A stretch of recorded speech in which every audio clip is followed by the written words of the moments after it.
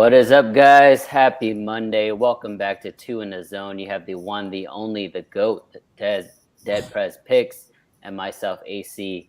I'm on cloud nine right now. The Mavericks came out on top yesterday. Little disappointed for my boy there, Dead Prez, with the Sixers.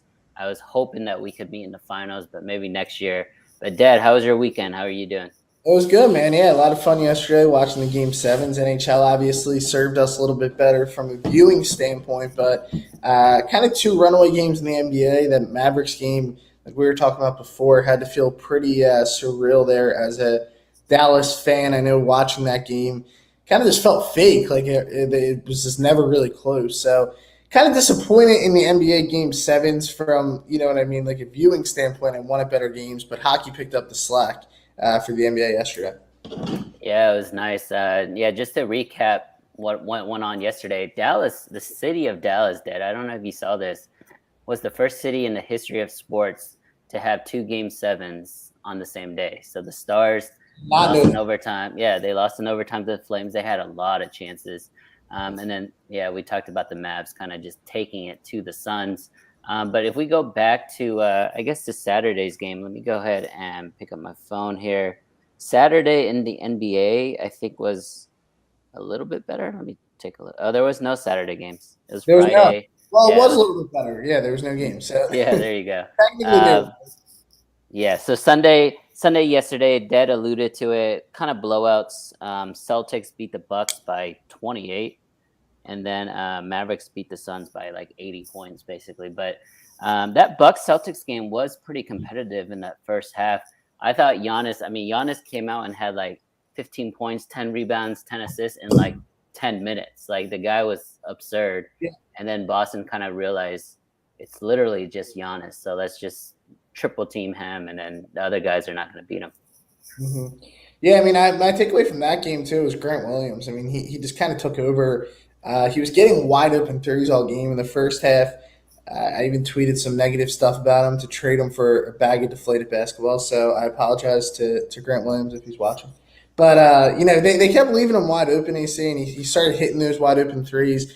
I thought that kind of flipped the game. Was their role players started to step up. Mm-hmm. I mean, Giannis was also missing a lot of shots he normally makes. Like he had a few right at the basket that he just kind of smoked the layups, and I still think he deserves so much credit for what he did. Like if you because yesterday's game more than ever made you kind of realize like this Bucks roster outside of Giannis really isn't that good. Drew Holiday Yep. obviously, you know what he can do. He's a great defensive player as well, but. I mean, they're counting on Brooke Lopez and Bobby Portis, guys that it's tough to rely on them offensively. Like they do other things really well, but from a scoring standpoint, I mean, losing Chris Middleton was such a tough blow. But I mean, Giannis still took him seven, right? And still held the series. But we're going to get into this Celtics Heat series, but I think the Celtics definitely flying high at the moment. Then that game with your Mavs and Suns, I tweeted this out last night.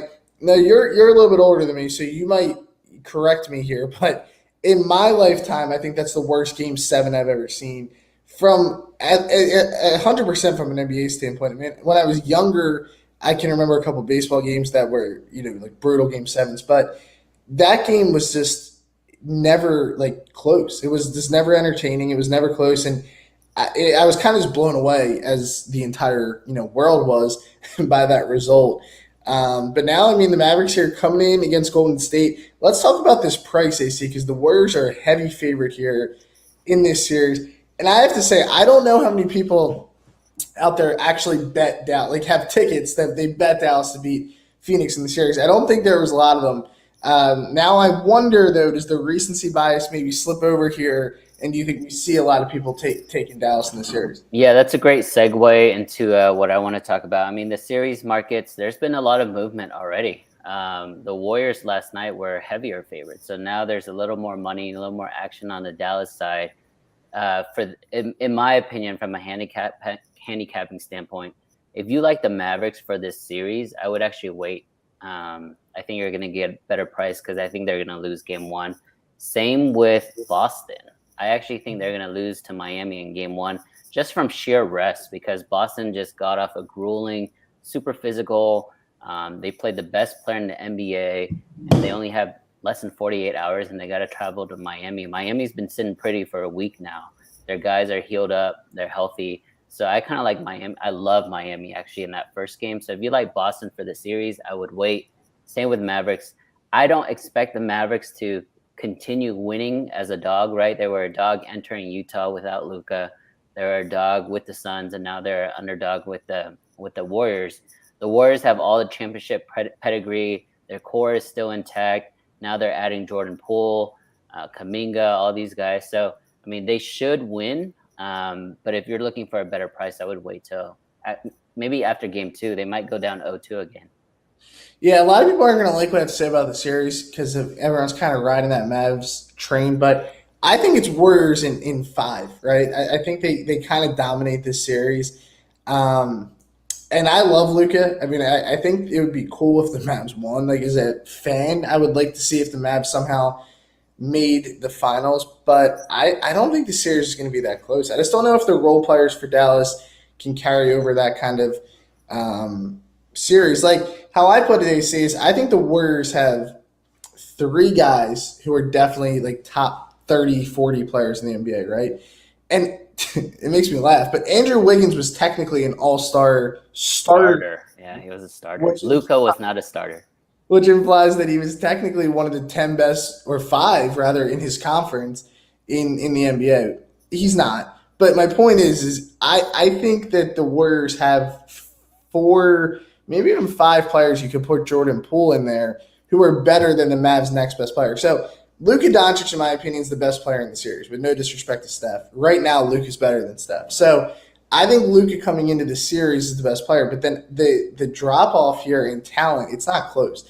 That's why I think Jason Kidd deserves so much credit for what he's been able to do with his team. Like, you look at Dallas, really it's Doncic, and then do they have another top 40, top 50 player on that roster? Obviously, Dinwiddie and Brunson are the 2 that would come to mind.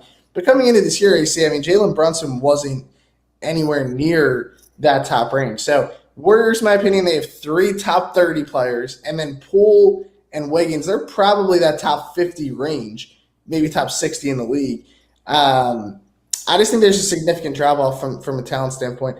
I want the Mavericks to give a series here, but I think game 1, especially Warriors here at -5, you're kind of getting the Mavs on a high here where they kind of crash a little bit. And technically, from their point of view, they can afford to lose game 1. Like, that's not going to make or break a series. So yeah. I like Golden State a lot there. I think a lot of people are going to kind of hop on the Mavs train here in this series and continuously take them as a dog, and it kind of just gets recycled out.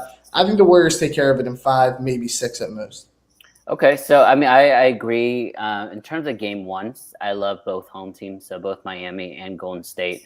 If you like the Warriors to win in 6 or less games, I mean, you can get Warriors -1.5 games at plus odds.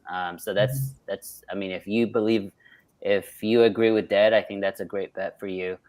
I think the Mavs, even though they beat the Suns, are still being underrated. I think the talk today is really on the Suns kind of blowing that 2-0 lead and then blowing game 7 at home.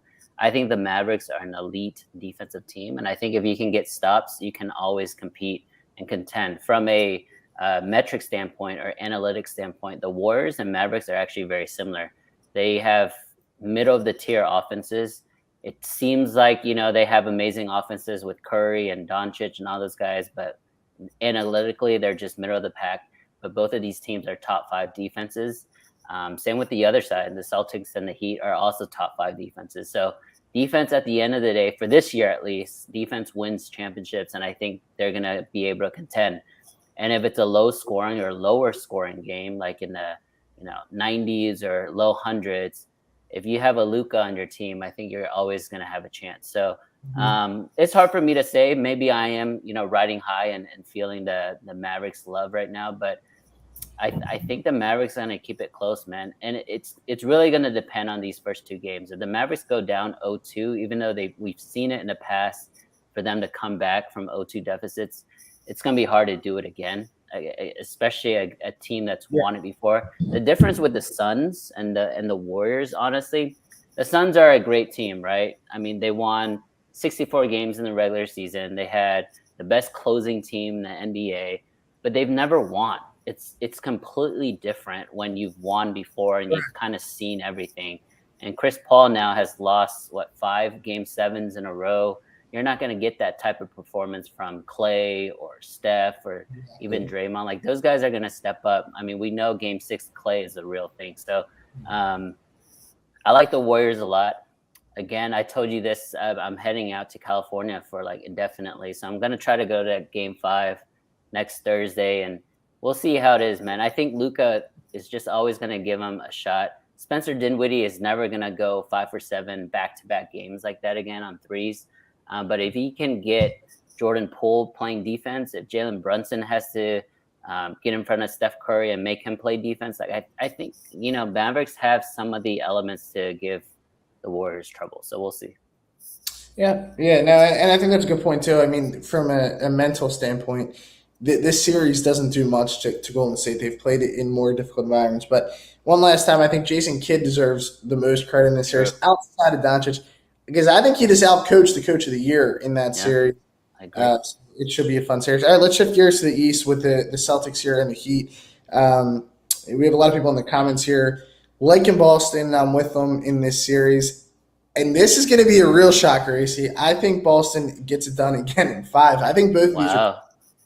And I love the Heat. Like, coming into the year, the Heat, I have a Heat ticket preseason for them to win the East, so I'm hedging that a little bit. But they came into the year with really, I don't want to say, like, the Celtics season was so weird because, like, at the beginning of the year, we definitely didn't think of them as a team to win a championship. But, I mean, Ime Udoka's done a phenomenal job. And in my opinion now, they're the team to beat in the NBA. I think what they did in Milwaukee gives them so much confidence. I think it kind of proves to them we can beat the champ, right? They just knocked them off.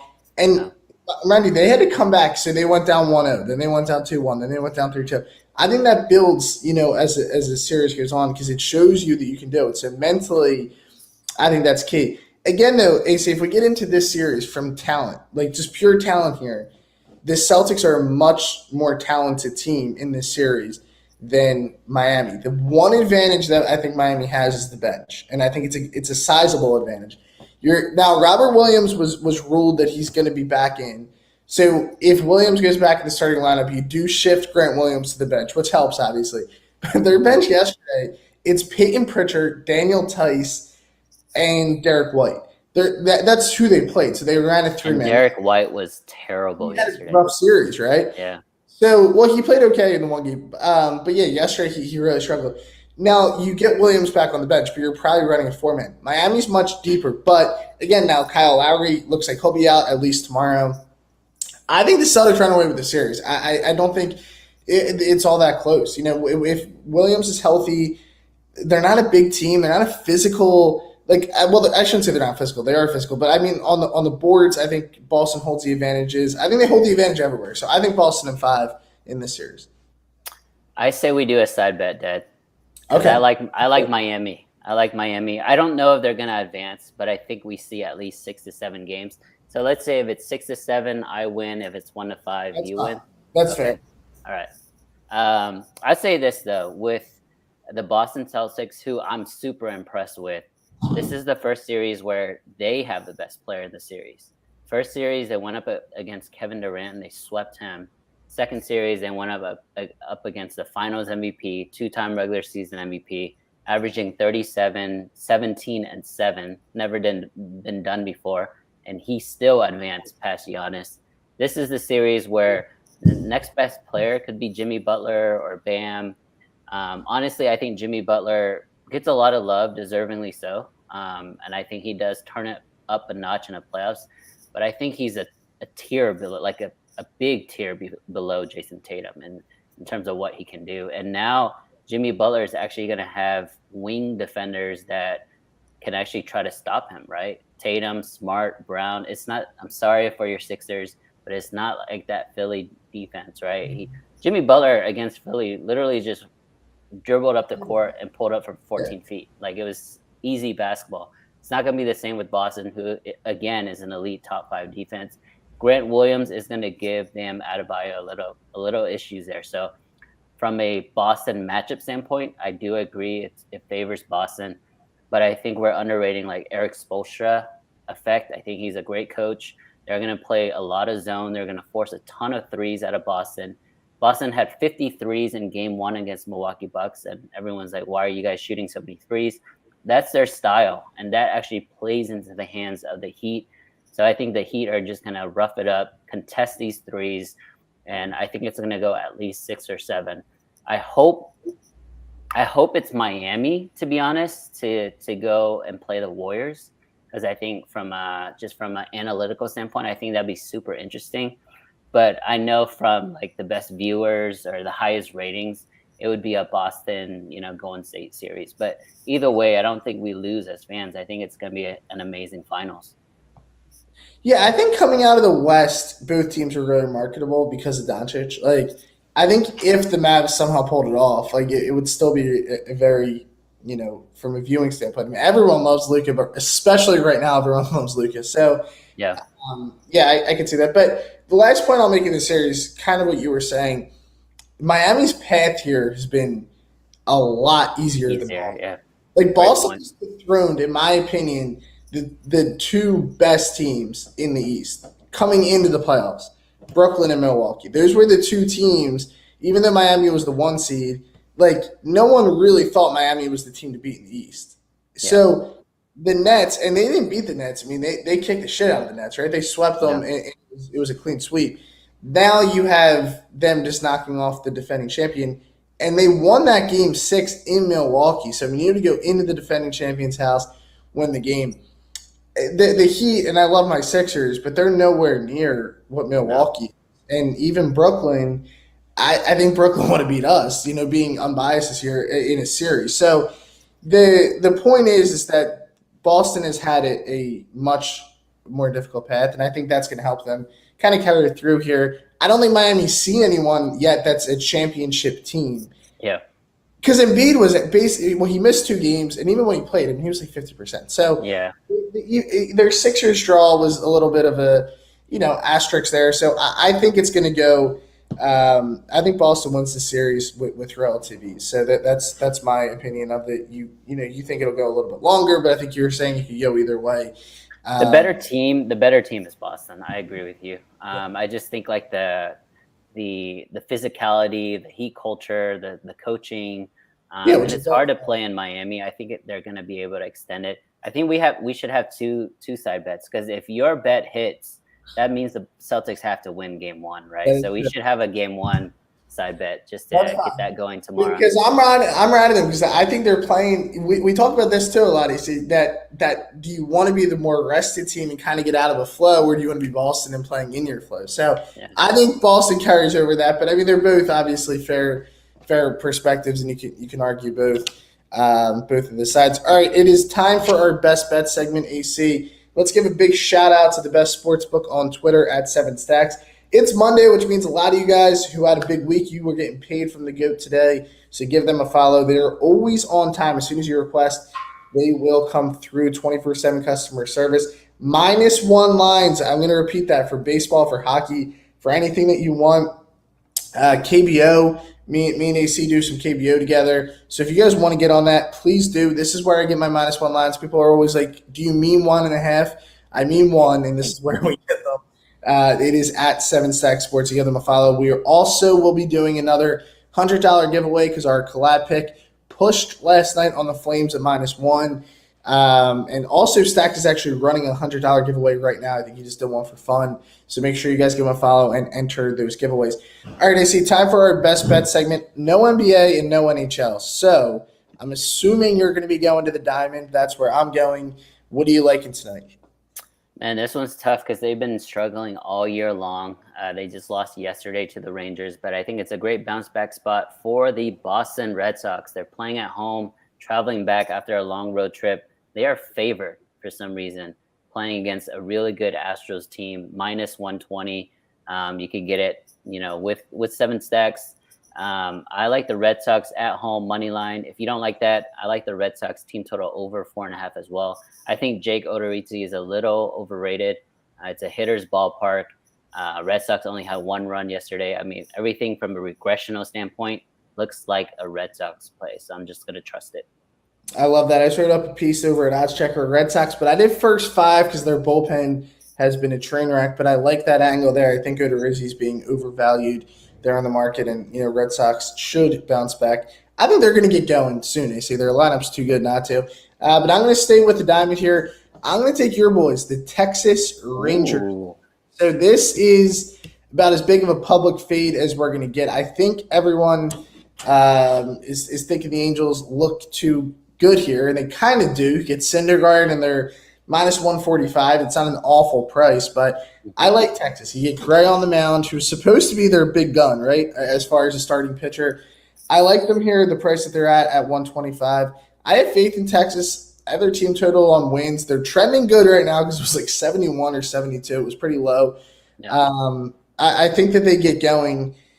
I think they get going sooner rather than later. Offensively, Marcus Semien, I mean, we've talked about him extensively off air, his struggles early on. He'll get going. This team's too talented offensively, but I like the angle tonight. It's a huge public fade.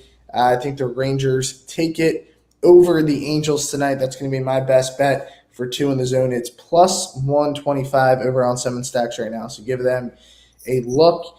And that's going to conclude it today, AC, right? No, nothing else to get into. We covered it all. Yeah, nothing else. I just want to let people know our best bets have been on fire. If you parlay both of our bets tonight, so the Red Sox money line and the Rangers money line, it's going to be plus 310. That's some good money for you right there. That's very true.